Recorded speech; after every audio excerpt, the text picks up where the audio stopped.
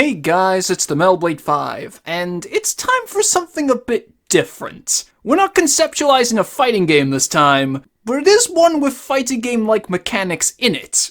Project Cross Zone. This is a series I have not thought about in years, because I genuinely forgot it existed for most of that time. Nowadays, it exists in the form of those repressed memories of embarrassing things you did long ago that randomly come back to ruin your mood. Several months ago was when that exact thing happened, and I thought, oh right, that was something I played.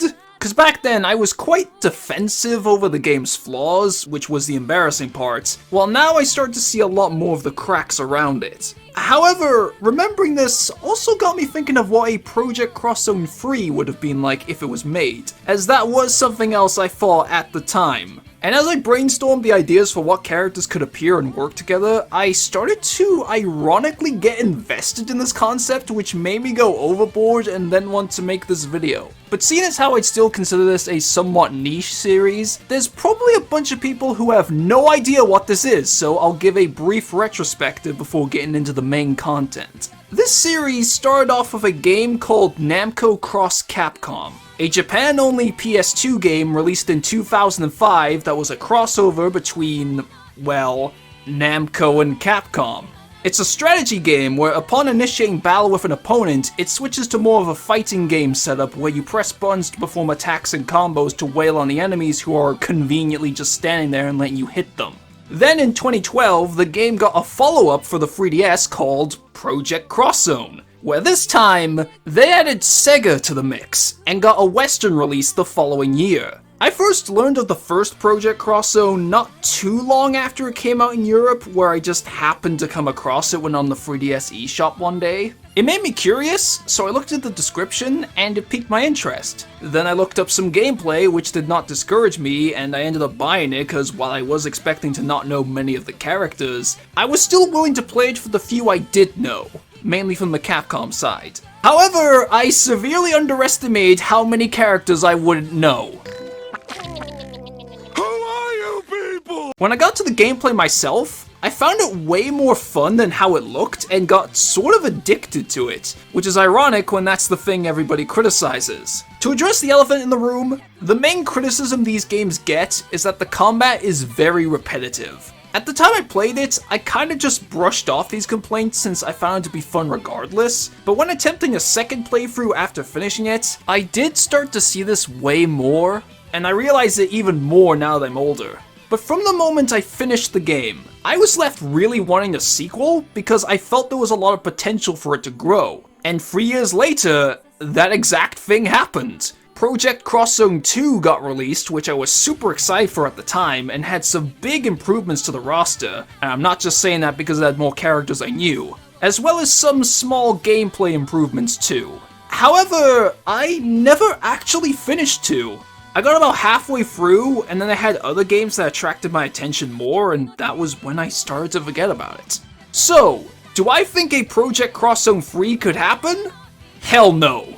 It's been 6 years since the second game came out in Japan. Both games didn't sell particularly well, so I'm sure they aren't exactly warranting of another one, and they were both eventually removed from the eShop for unknown reasons. Though it's probably something to do with licensing if I had to guess. I've never been more confident in saying something like that before. But these videos are all about hypotheticals anyway, and I had a bunch of ideas I thought were pretty fun for this what-if scenario. Cause this is a really weird crossover that sort of embraces its weirdness. Like, did you know the first game technically had John McClane in it? Yippee-ki-yay, motherfucker.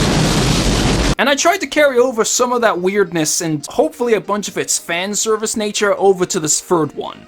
Starting off with the main draw of these games and where most of my fun ideas went into, the characters. In Project Cross Zone, there are two types of units. Pair units, which consist of two characters who perform all the primary actions, and solo units who act as assists that can be assigned to a pair. For this video, I'll mainly be going over each unit type in their own sections, whilst also going in order by company. Also, I'm only going to be sticking with companies that have already been featured in these games. I think it would be fun if another one got added, but that would be going into completely baseless speculation with no supporting evidence, when I still want to think realistically about this.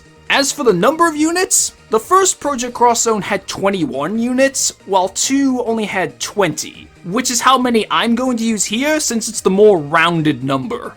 So for the pairs, and starting with the returning pairs, as in pairs that are completely unchanged from the previous games, beginning with Namco, first is Reiji and Xiaomu, since they are the no-duh choice. They were the original heroes and protagonists of Namco Cross Capcom, they were major characters in the first game, then they were the protagonists again in 2, and they'd likely be the protagonists again here. While I honestly don't care about them, since I find them both to be pretty one-note and uninteresting, they are practically the faces of this series, so it would be wrong to exclude them. Now for the pre-existing characters who most people would actually give a shit about, next is Jin and Kazuya. Tekken is a no-brainer for a crossover with Namco characters, and Kazuya was a prime example of a character who I thought should have been in the first game getting added in 2. So I ended up preferring this pairing for Jin alongside the thematic reason of having both of Tekken's protagonists together, even if we gotta stop them from trying to kill each other again. And the last of the Namco returners are Kite and Haseo, since .hack has been featured in both games, and this team gives a nice in-series crossover too. At first I did think of having Haseo as the leader of this pair, being the one in front, and partnering him with one of the party members from his game for the sake of something different, but I couldn't decide on who to pick since I know nothing about .hack, and attempting to do research only led me to many dead ends. So I just decided to stick with this. For the returning Capcom pairs, first is Ryu and Ken, cause do I really have to explain it? They're Capcom's most iconic duo. You can't not have them. And on that subject, we also have Chris and Jill, another famous pair combined with Resident Evil being Capcom's most successful series. I did think of mixing it up a bit here for the sake of being different as well, like maybe putting in Leon as part of the pair instead with someone else, but Chris and Jill are just so well known as a duo that it didn't feel right doing that. And for one more famous Capcom pair, X and Zero. Not only are they iconic as a team, but they're probably one of the most popular pairs in this series too. One of the most common complaints about the first game, aside from the combat, was how it took so long for them to appear. So much so that they specifically made them show up way earlier in the second one. There's no way they're getting cut or changed. But that isn't the end of the returning pairs, as there are those who are pairs between Capcom and a different company who I wanted to bring back too. Starting with Strider and Hatsuma. This is more due to personal bias rather than anything else, because they were one of my favorite pairs in 2. Obviously because they're both ninjas, with one being from the future and the other having a badass design, and could both do so much damage to enemies. Strider was another character who I felt should have been in the first game, now getting added, and the Shinobi series was one that I felt should have been featured too. So on many levels, they just resonated with me. I think others did too, but I am mainly talking about myself here. And now for the last one here, Chun-Li and Xiaoyu. With a Capcom crossover, Ryu and Chun-Li are a given, and I felt she and Xiaoyu worked really well as a pair conceptually given their similarities, and overall made more sense than who they were paired with in the first game, despite those understandable connections as well. Finally, with the returning pairs for Sega, there's only 2 here. One, Kiryu and Majima. They were possibly 2 of the most promoted newcomers in the second game, but the main reason for their return is the obvious fact that the Yakuza series has gotten way bigger over the past couple of years, especially in the West, partly due to memes. It's gotten to the point where it's become one of Sega's most famous, recurring, and successful franchises, and they're the most iconic characters in the series, so nowadays it makes sense to include them in a crossover with Sega characters. The only issue is that I know the series director has gone on record saying he doesn't want Kiryu hitting women, and some of the enemies who appear are women, but it's a non-canon crossover, and we already have some characters acting in ways they wouldn't normally do, like teaming up with people they hate. Plus, they were specifically based on their appearance in the Dead Souls spin-off game, which is also non-canon. So I think it's safe to say we could take some creative liberty with that. In the worst case, we could just have him acknowledge it, but reluctantly have to make an exception here. I've never played a Yakuza game, so I don't know how important this is to Kiryu's character, if at all. The main thing is that I think they should be here, and that matter shouldn't hold them back in my opinion. And the second, Zephyr and Lian. They've been in both games now, which was a criterion I used to give some characters the favor of returning, unless in some exceptional circumstances or newcomer picks which they did not fall under. The one difficulty I had here was for who Zephyr should have been paired with. He was with Leanne in the first game, while Vacheron was a solo unit and then they swapped roles in 2. And for how I decided to tackle the solo units for this video, I knew that whoever wasn't going to be with Zephyr wasn't going to be in the game at all. Ultimately, I went with Leanne because I think she's slightly more important to the plot of Resonance of Fate overall. Now on to the more interesting part with the new pair units. Pairs who are either completely new or have a returning character but with a new partner. And for Namco, here is an example of that second case. Yuri, who is also the first of multiple instances across this section of a character who has had a different partner in each game, but I'm given a new one too. In the first game, he was paired with Estelle, and in the second one, he was with Flynn. However, I felt it was a bit of a wasted opportunity that they've only used characters from Vesperia, when the Tales of series is known for having a different cast of characters each game.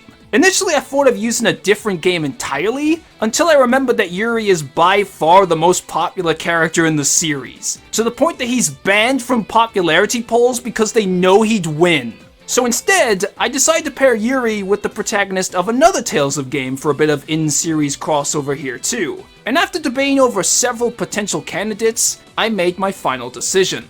Velvet. Partly a result of recency bias since this video is being made before Rise comes out, but Tales of Berseria was also a very well received game by the fans, and more importantly, Velvet is also extremely popular. I looked up the most recent popularity poll in Japan. Well, specifically the question is, who would you support? Which is practically the same thing. And she won the female side! So take the most popular male protagonist and most popular female protagonist, and you could get a Tales fan's dream. Plus, what helped me finalize my choice on Velvet is that her fighting style and powers are very different to Yuri's and other protagonists to give them more variety in their moves. As for the first completely new pair, with both characters being new to the series, Hugo and Claire from God Eater 3. Not just because God Eater has become a bit more well known in recent years, but primarily to continue a trend. Project Cross Zone 1 featured characters from God Eater 1, and 2 had characters from God Eater 2. So for a Project Cross Zone 3, use characters from God Eater 3.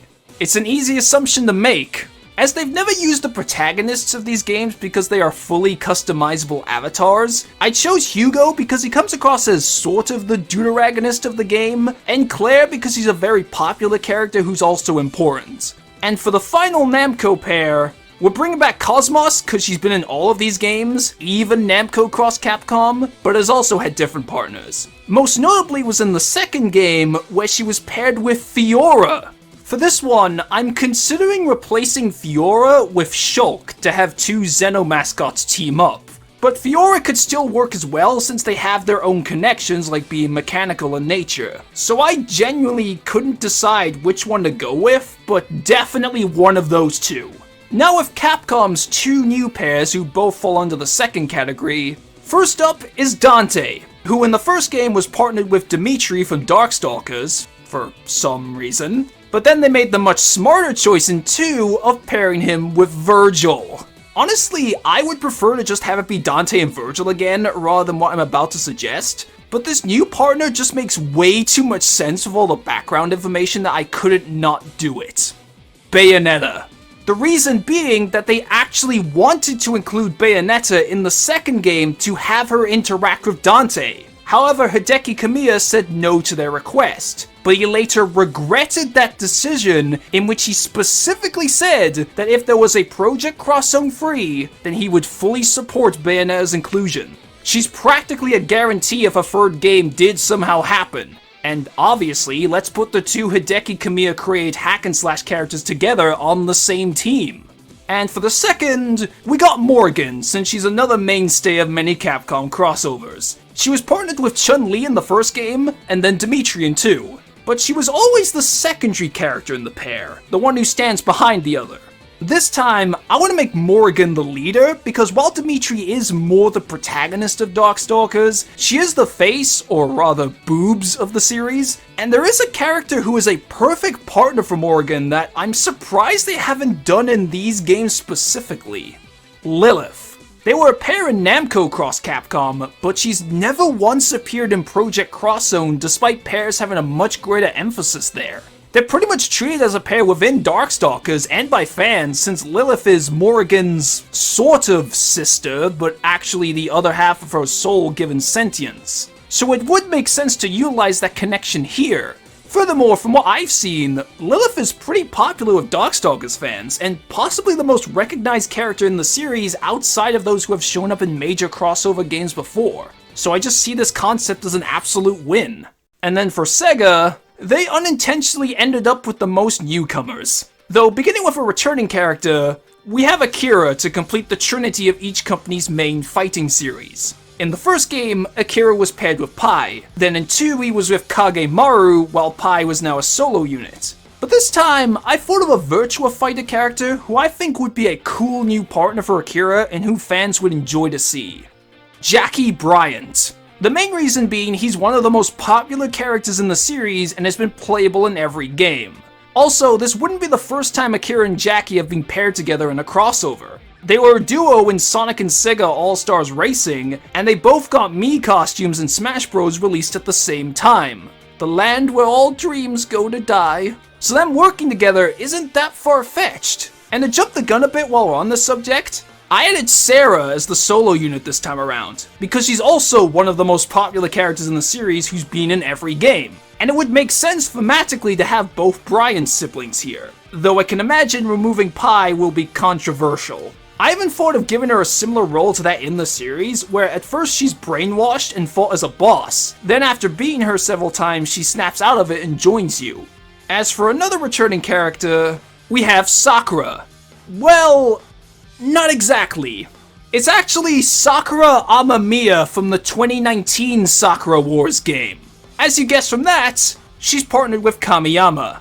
I wanted to do something different with Sakura Wars here, since I felt its representation in 2 was just more of the same. They just swapped characters between their two pairs, and the 2019 game was the answer to that. Not only was it a soft reboot to the series, and a reboot that was pretty well received from what I've seen, so I think it's a natural evolution to use the newer rendition of characters, but it was also the second game in the series to be released in the West, partly because Sega wanted to give it another chance in those regions. And all the reactions to the game I've seen in the West were also pretty positive, meaning these characters would have more of an international appeal and thus more potential people to get excited over their inclusion in this crossover.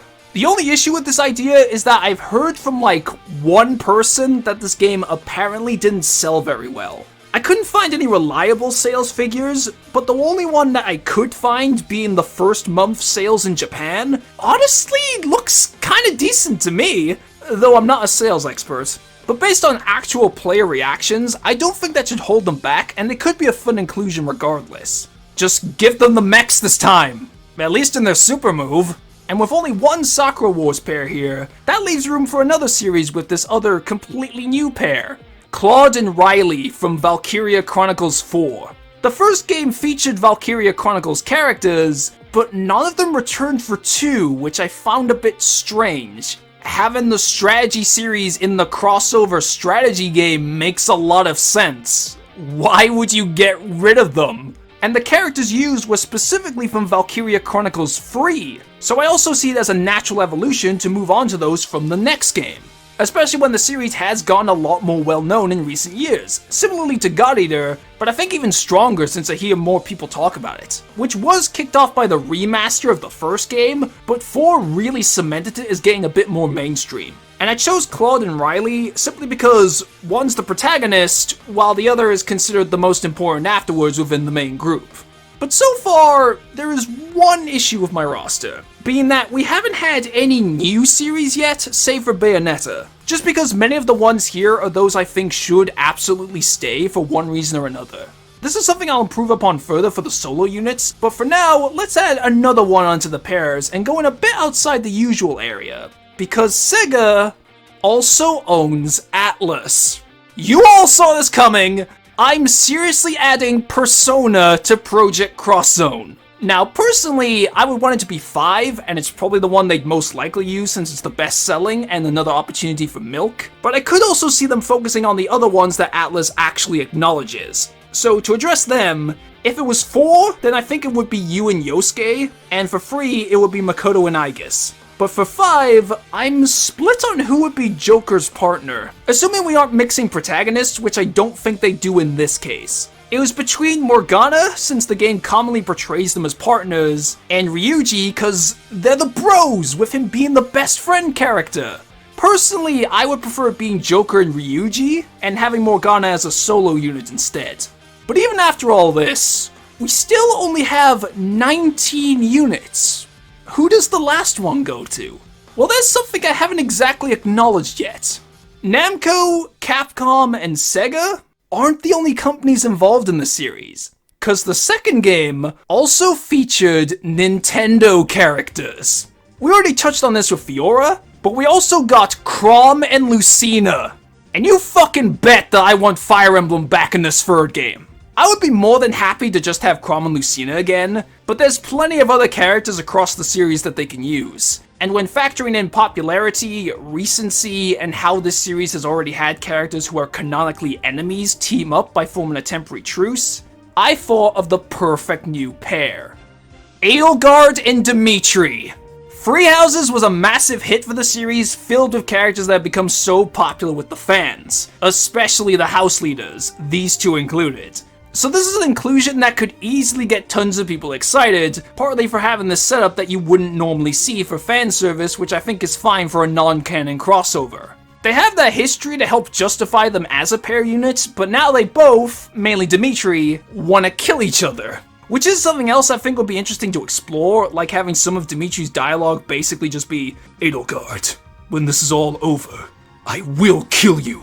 Which would make some group dialogue more interesting and be a little less generic with that inner tension, despite how difficult it could be to write for at times. Or they could take the easy way out and use their Academy Phase versions, but I think their post-time skip versions would be cooler and give them an excuse to use the hero relics. Additionally, I added Claude as a solo unit. It wouldn't be right to not have all the house leaders, and since he does his own thing independently from the war in Three Houses, it makes sense for him to be on his own here. While you may be pointing out how we now have 2 Claudes in this game, the first game had 2 Elisas, and from the same company no less, so I don't think they care about name overlap. With all the pair units finally out of the way, let's move on to the solo units, aside from the ones I've already mentioned. For this section, I didn't want to have too many characters from series that are already featured in the pairs unless they are of particular significance or have strong potential chemistry with other characters for the sake of variety. However, there are still a bunch of returning solo units for people who I think should stay, so I'll quickly go over them. With Namco, first up is obviously Heihachi. We can't have Tekken appear without him, he's been a solo unit in all these games, and we need to complete the Mishima bloodline. The only change I'd suggest is that I'd prefer it if they used Old Man Heihachi this time around, rather than his rejuvenated self from Tag Tournament 2, cause I want to take more influence from the canon games here for reasons you'll see later. Next, and another obvious pick, Valkyrie. She's also been in every one of these games, and I mean every one. She's probably more known for being in these games than in her own series. We can't not have her. And for the third returning, I chose Ati. Bit of a random pick, but she seemed to be a fairly well-received solo newcomer in the second game, despite her game being Japan exclusive, that I stuck with her. As for Capcom, to make up for the fact that they had the fewest new pairs, I gave them only one truly returning solo. Phoenix and Maya. Pushing the boundary for a solo unit, but they were another one of the most promoted newcomers into, and possibly got the most excited reaction from players as well. So they get to stay. And for Sega, starting with yet another obvious choice, Ulala. She was in both games and has been no stranger to Sega crossovers in the past, so it's a no-brainer. But to make a suggestion here, since her attack includes cameos from other Sega characters, put Sonic in there. Sonic was actually a very common request for these games, and I did consider putting him in as a solo unit. But since Project Crosszone focuses on more mature-rated games, I felt he'd be too out of place, so I thought of this as a compromise. Next, I chose Axel Stone, mainly because he was also someone I felt should have been in the first game but got added in 2, and to be more of the retro rep for Sega's side. The only issue is that Sega didn't have anything to do with Streets of Rage 4, so I think they'd stick with his classic look if he'd get in at all. And the final returning unit, Segata Sanshiro! He was one of the best additions in 2. Don't argue with me. Pretty much everyone loved his inclusion for how absurd and funny it was, with them including all the ridiculous things he did in his adverts for his attacks. And while I did take away his lover, Sakura, since he can somehow date a video game character, they could probably write some funny dialogue between him and the new Sakura to acknowledge this. But I should also mention the possibility of replacing him with his son, Sega Shiro, who he passed the torch on to and is now Sega's current defender in Japan. At the time of this video, he hasn't done as many crazy things as Segata, so if they were to do that, they'd probably have him copy his dad for the most part, where at that point they might as well just use Segata instead. But I still wanted to throw that idea out there. Now it's time for the new solo units. Again, other than the ones I previously mentioned. Characters who are either completely new, or those who have now become solos. So on Namco's side, my very first addition is Taki. Soul Calibur has had some very strange treatment in Project Cross Zone. The only character from it to appear in either game is Natsu, who is one of the most hated characters in the series. So I wanted to rectify that for one of Namco's biggest franchises by adding Taki, who, in contrast, is one of the series' most popular characters. I know the main reason why Natsu is hated is because she replaced her in 5, and her return in 6 was met with widespread acclaim. That's how popular she is. And she wasn't Namco cross Capcom, so it's not like they'd be against putting her in here. My only issue was that I couldn't think of another character who is important, popular, and would make some kind of sense for her to team up with, which is why I made her a solo unit. Now for a bit of an odd newcomer. Io from Code Vein.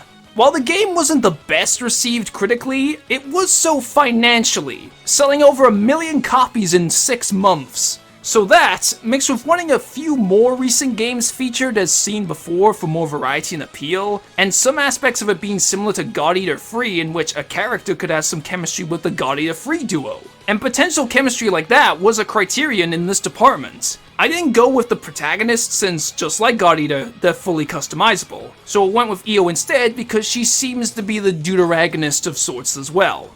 And the last Namco newcomer, Lloyd. He was the one character I was debating with Velvet on who to pair with Yuri, and he just missed out because I felt he didn't have as much variety in his moves compared to her. But Lloyd is still very popular, namely in the West, that I felt he should appear in some way. And it further builds onto the in-series crossover I wanted to make before.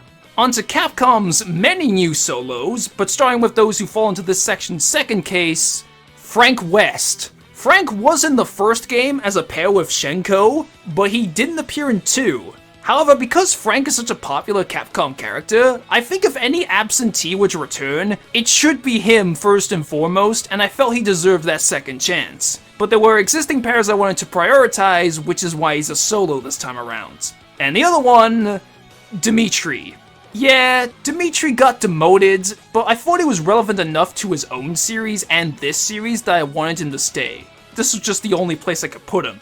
And now we have 2 Dimitris, albeit with a 1-letter difference. But like I said before, I don't think they care. Now for their completely new character solos. The first one that came to mind here was Akira Kazama from Rival Schools. They've had this trend of including a character from a more obscure Capcom fighting game as a solo unit, which she will fill this time around. Rival Schools has been featured before with Batsu appearing in the first game, and while Batsu is the protagonist, they haven't always used the protagonist, even those who are fully defined, and Akira is absolutely the most popular Rival Schools character. So much so, they even added her to Street Fighter V, which made her popularity grow even further. She can fulfill that role, whilst also being someone people can recognize and get excited over. And given she's a fighting game character with a connection to vehicles and had to fight a brainwashed sibling in her series, she could have chemistry with Jackie due to those similarities. But now we also have 2 Akiras, and 2 Kazamas as well. I think I might have gone overboard with the sharing names argument, but I see characters beyond basic things like names.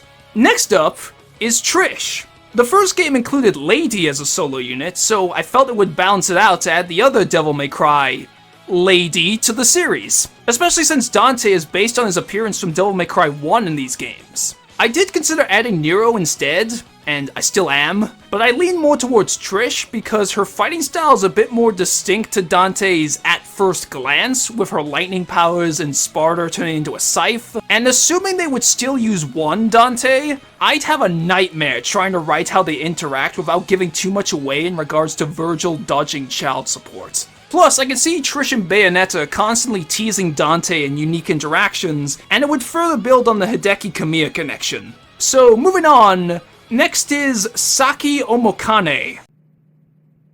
I have no idea who this is. This series also likes to include characters from really random and obscure games, and she was, ironically, the first that came to mind for that part. She is from a Japan-exclusive game from 1996 called Quiz Nanairo Dreams, which is a cross between a quiz game and a dating sim. She's one of the girls you can date, and the only one who can fight, as she's a member of the Earth Defense Force. But despite her strange origins, she has appeared in a couple of Capcom crossover games. She was a card in SNK vs. Capcom Card Fighters Clash, an assist in Marvel vs. Capcom, and a full-on playable character in Tatsunoko vs. Capcom. Like Akira Kazama, she fulfills her role whilst also being someone who's kind of a deal and one who people could recognize due to her appearances elsewhere. And for Capcom's final newcomer, Kaijin no Soki from Onimusha. Onimusha is one of Capcom's best-selling franchises. It's in the top 10, and has a noticeable fan base, but it has hardly ever been featured in their crossovers. The only time it's appeared was with Kaijin being playable in Tatsunoko vs. Capcom. I know it's because the other game's protagonists were modeled after actors, which could cause legal issues depending on how they feel about their likeness being used, and Dawn of Dreams was the least selling one for why Kaijin isn't used so much, but I still find it a disservice to the series despite my unfamiliarity with it and wanted to fix that here. These games have already taken characters from different time periods, so that isn't an issue, and he has potential chemistry with characters like Dante since he also fights demons with many different weapons. Why not? And the only other new Sega solo unit I haven't mentioned to end off the playable cast, Vice from Skies of Arcadia. While neither the Dreamcast or GameCube versions of the game sold very well, it has a pretty devout cult following from what I've seen of people who express how good of a game it is. So I wanted to include him as not only a clear fan service pick, but also another more obscure character who could get a very positive reaction rather than just, who? Kinda like Saki, but even stronger in this case. Plus, he's made several appearances across Valkyria Chronicles, and was playable in Sonic All-Stars Racing Transformed with a Skies of Arcadia track to boot. So it's not like Sega's completely forgotten about the game, as well as showing that Sega is willing to feature it in crossovers, which doesn't make this a completely out of the question idea like the fault of this game in general. And that is finally every single unit in this game with 60 characters from across 35 different series. There were plenty of other characters who I considered adding or bringing back, but reluctantly had to exclude for one reason or another. However, ultimately, I'm very happy with the selection and kind of proud of myself for once when it's ironically on a subject that embarrasses me, because I felt like I followed the same formula as the games to make it more realistic, while also having a bunch of standout and popular characters amongst the newcomers to make it somewhat exciting as well. I could actually see some of these things happen if they did make a third game. But we still aren't exactly done with characters, because there's also the bosses. I'll try not to spend too long on this since this video has gone on way longer than I expected, but I thought it was worth going over. I won't bother explaining returning ones since I think almost all of them require no explanation. I'll only go into detail over new ones. And this time I don't really have a specific order. If anything, it's more the order I thought of them in rather than company. So the very first possible boss that came to my mind on this subject, Akuma.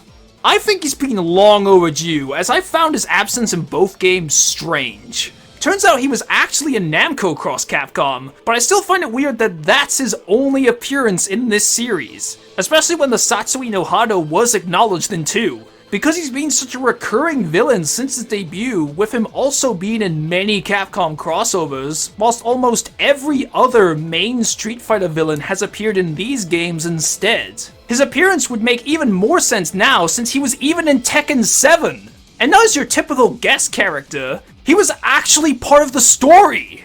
So now he's got 2 series to be an antagonist towards. Plus, as an extra idea to somewhat circumvent another issue of these games where you fight each boss like 10 times throughout the whole game. Obviously I would reduce that here, but in Akuma's case, for the last time you fight him, he transforms into Oni, which would make him considerably stronger and gets new supers. Then the second boss who came to mind, and another fighting game antagonist, Kazumi.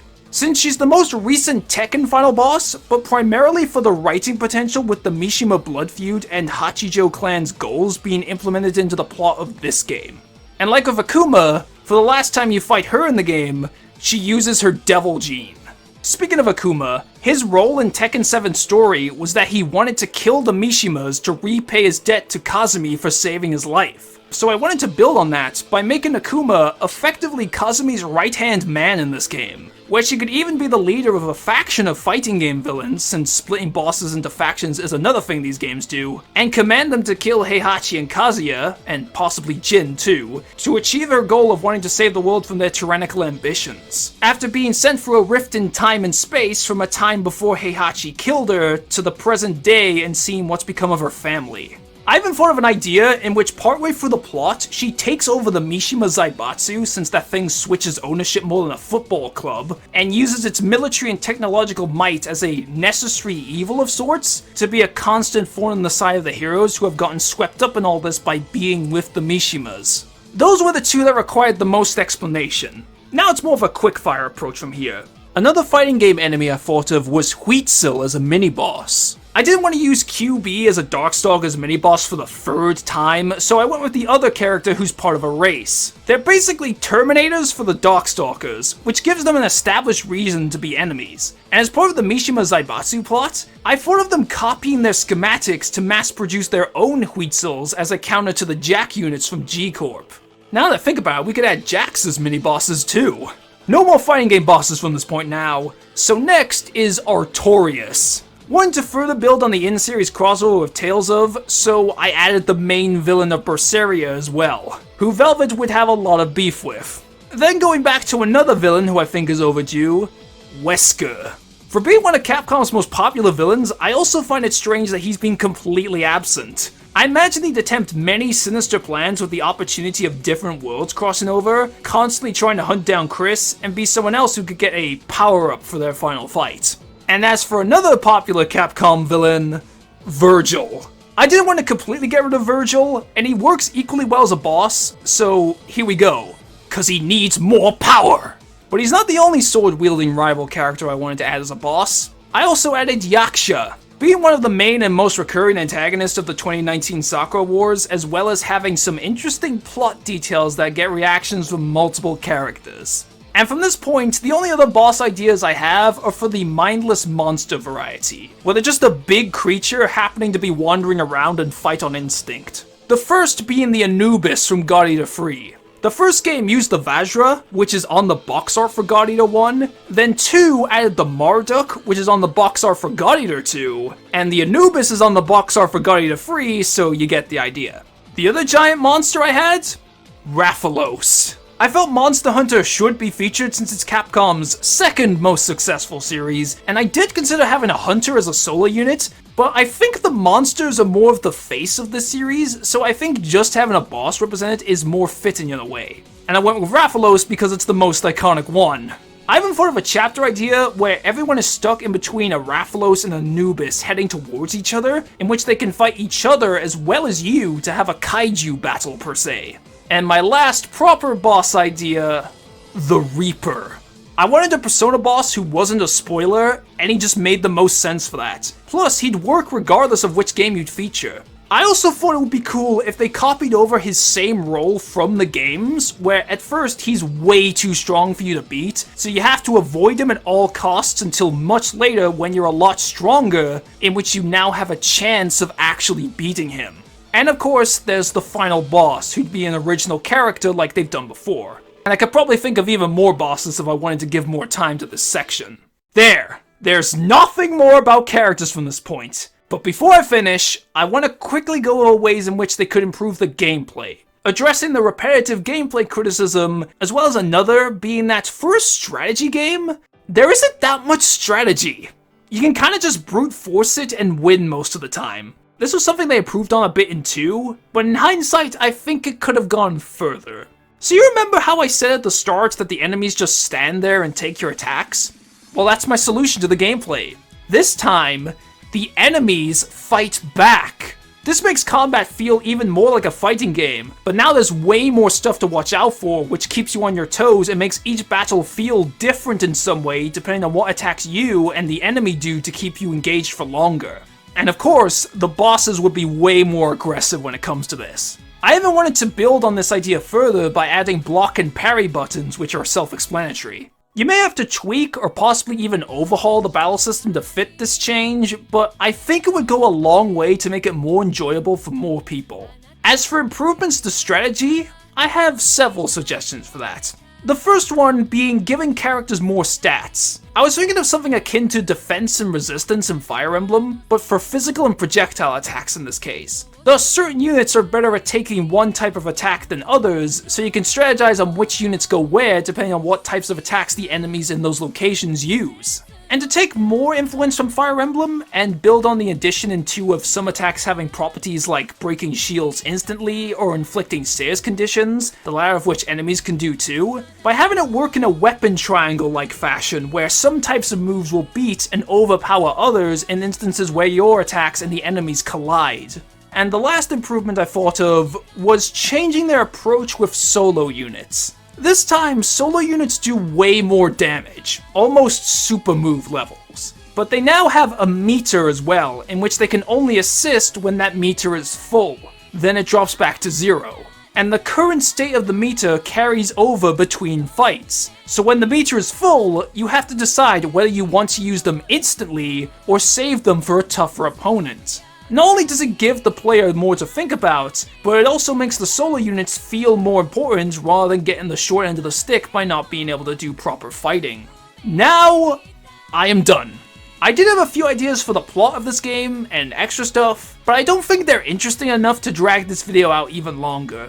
Again, this is something I don't even remotely expect to be an actual thing, so this probably feels a little more fanfiction-y than usual as a result. As much as my personal feelings towards Project Crosszone have declined since I didn't finish 2, to the point that it's something I feel kind of embarrassed about having played, I still genuinely feel the same way I did when I finished the first one, of thinking there is untapped potential with this idea of a crossover that is only behind Smash Bros. In scope, that could grow over time to become something more exciting for a video game fan, or at least those of the 3 main companies, but just not really taking off due to the gameplay execution that they didn't improve upon as much as they should have. That was the main focus of many of my concepts for this one, to feature characters and have gameplay changes that could appeal to way more people than what the previous ones did, while not sacrificing some of the development ideas behind which characters get added and how the game plays. But alas, this clearly is not meant to be.